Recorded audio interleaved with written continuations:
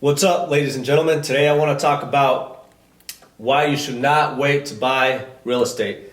My name is Alex Mendoza. What I'm about to share with you right now is strictly my opinion. Of course, it's also been a proven fact from people who have applied this, but it's not guaranteed. That's why I'm saying it's my opinion. It's what I'm currently doing, and I want to share it with you guys, hoping that I can provide some value to you. And if you apply this, hopefully you can build some long-term wealth, right? Because who doesn't want that? So, real estate, you shouldn't wait to buy it.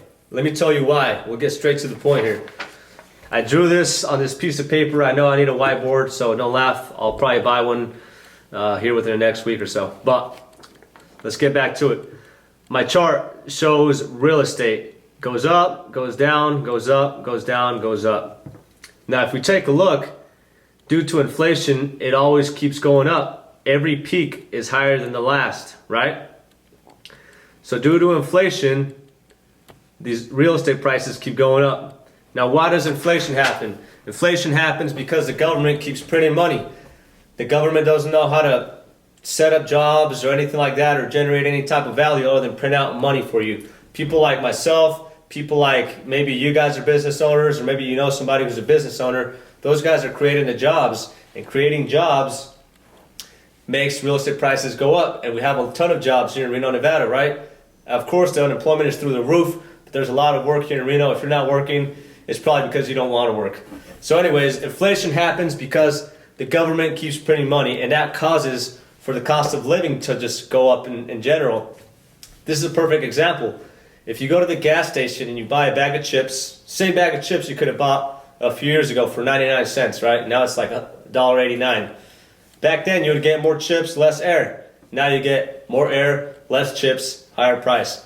Perfect example of inflation. So that's happening in real estate too. And that's why it's always worth more in every single peak that happens. So let's say, for example, using my chart here on this piece of paper, that you buy a house today and we're at a peak, which in my opinion, I think we are at a peak right now.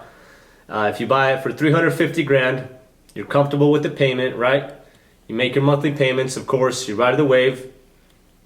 It goes back up, you're already winning right here from your last one, which is typically about every 10 years or so. It goes back down and it goes back up. I'm just using this as an example. By the time 25, 30 years comes back around, you're already done paying off your mortgage. Now your house is worth 750 grand. Could be more, could be less. Like I said, this is just an example. But you bought it at the peak over here, and for some people, they're waiting for this point. But if we could predict the future, we'd all be rich. Unfortunately, nobody can, so just buy real estate and wait. Anyways, back to what I was saying. You bought for 350, you rode the wave. Real estate is a long-term game. Now over here, you got it all paid off, and you got your mortgage all paid off, right? Because as time goes by, inflation is bringing it up, and your monthly mortgage payment is bringing it down. I drew this because you could also have your property generating you some cash flow. If you find some really responsible tenants, the way I did, then they're just paying off your mortgage, right? And in the long-term game, you made money throughout that whole period of riding the wave, and now your mortgage is paid off, and you have 750 grand for a property that you paid for $350,000 for, right?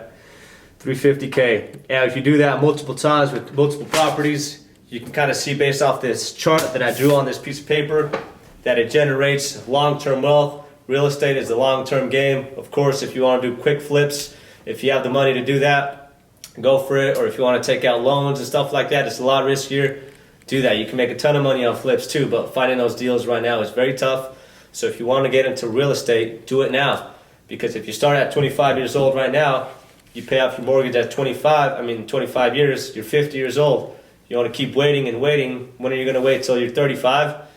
You pay it off by 65. The average person lives how long nowadays? I don't know, 70, 75, maybe 80. So the sooner you get into real estate, the better. Do it now, ride the waves, stop waiting for the perfect time. Again, this is just my opinion. I'm applying it myself, and this is what I'm recommending to you guys. It makes perfect sense to me, but for some people it may not. You can take it and run with it, or just leave it alone. I'm cool with either way, right? Hope you guys enjoyed this video. If you did, start giving me a thumbs up, subscribing. I'm going to start making more content. Shout out to my girlfriend for this lighting. Thanks, babe. Hopefully it made the quality of this video a lot better for you guys. Thank you guys. I'll see you on the next one.